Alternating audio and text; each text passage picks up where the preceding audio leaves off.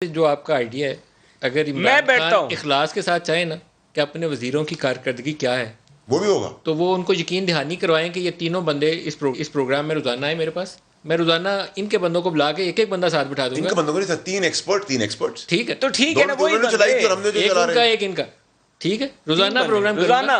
नदीम भाई, आप वज़ीर आज़म से कौन को पता हो, नहीं कराएंगे उनके तीनों वज़ीर आएंगे। आप वजीर आजम से डायरेक्ट हैं, आप वजीर आजम कह देंगे आपका वजीर है असेंबली में का है और वज़ीर आज़म को जाके ये थोड़ी फरमाइश करूंगा कि अपने बंदों को भेजें। नहीं, मैं प्राइम मिनिस्टर की मौजूदगी की बात कर रहा हूँ सर। मैं प्राइम मिनिस्टर की मौजूदगी में फ्लोर ऑफ द हाउस, सबसे बड़ा फोरम है पाकिस्तान का, उसमें मैं बात कर चुका हूँ। मैं ऐसे थोड़ी बात कर रहा हूँ सर। सर मैं ऐसे थोड़ी बात करता हूँ। आपके वज़ीर आज़म तो खुश होंगे, आपके वज़ीर नहीं आएंगे सर। आप आजमा लें, देखिए ना दोनों तरफ से कल ही आजमाते हैं जी। यूसुफ साहब कल दावत दे दें इनके हफीज शेख साहब को भी और उधर से नून वालों को भी एक को बुला लें, ठीक है, ऑन एयर कह दिया, एक एक करके करते हैं। अगर हफीज साहब ने हमाद को बुलाया, हमाद साहब ने को बुला लें, तीनों में से जो भी आ जाएगा। हफीज शेख बुलाते हैं ना सारे प्रोग्राम में बुलाए। मैं तो चाहता हूं कि सामने आए। हमाद तो जो है ना वो हमारा भाई है, लेकिन हमाद ने वो फैसले नहीं किए हुए जो हफीज शेख साहब ने। नहीं देखिए मोहसिन भाई, मैं आपको रजाक दाऊद ने वो फैसले नहीं किए, ना ही हमाद उन कमेटीज में। नदीम साहब मेरी क्वेश्चन है, देखिए कौम हो ये कहते हैं हम नालायक हैं, अब तो हम कहते हैं चोर डाकू हैं, फैसल आप तो कहते हैं आप करप्ट भी हैं और हम हमेशा इस हालत में मिली कि हम संभाल रहे हैं। यही बड़ी बात है।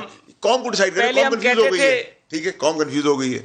हमने माफिया बाहर डाला, सारे माफिया इकट्ठे हो गए, हम ये कहते हैं, ठीक है, हमारा बिलीव ये है। माफिया सारा कबीना में बैठा हुआ है, आपको पता चलेगा, वहां को पता चलेगा। मुझे एक मिनट दे देना, मंजूर है सर।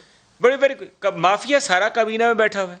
हम पहले सोचते थे कि ये नालायक है, क्यों कहा कबीना को माफिया?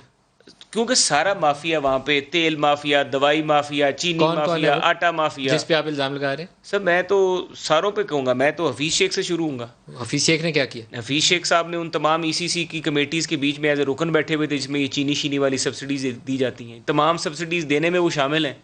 वो हफीज शेख साहब का हमें ये नहीं पता वो पाकिस्तानी नेशनल है कि नहीं, उन्होंने कौन से अपने वो उन्होंने कोई सासे डिक्लेयर किए हुए हैं, हमें ये नहीं पता। उनके बैंक अकाउंट्स कहाँ पर हैं, उनकी कंपनीज क्या है, उनके कारोबार क्या हैं, वो बंदा पाकिस्तान के फाइनेंस के फैसले कर रहा है। और भाई ऑनेस्टी क्या, ये हफीज शेख साहब वही हैं जिन्होंने प्राइवेटाइजेशन की थी केई की और पीटीसीएल की, और उन प्राइवेटाइजेशन की आज भी देख लीजिए जो सिचुएशन है वो क्या है। अब उसी हफीज शेख साहब से आप प्राइवेटाइजेशन कराने जा रहे हैं रोजवेल्ट की, उसी हफीज शेख से आप प्राइवेटाइजेशन कराने जा रहे हैं 30-40 और महकमों। आपने अदालत में दरखास्त दी हुई है? जी मैंने तो आज बिल्कुल चैलेंज किया। और मैंने इसको देखिए कि मामला नदीम भाई, मैं अपना मौका बता सकता हूँ, कोर्ट में सब्जुडिस है, लेकिन उसमें मैंने हफीज शेख साहब को, रजाक दाऊद साहब को और डॉक्टर इशरत को कि ये लोग मुंतखब नहीं। और मेरा मेन कॉज ये है कि ये मुंतखब है ना, ये हलफ उठाया हुआ है इसने, इसको तो हम पकड़ लेंगे, इसके सासे भी डिक्लेयर है, ये तो एक रज़ाई का एक एक चीज़ का हिसाब दे के आया हुआ है, उनको हम कहाँ से पकड़ेंगे?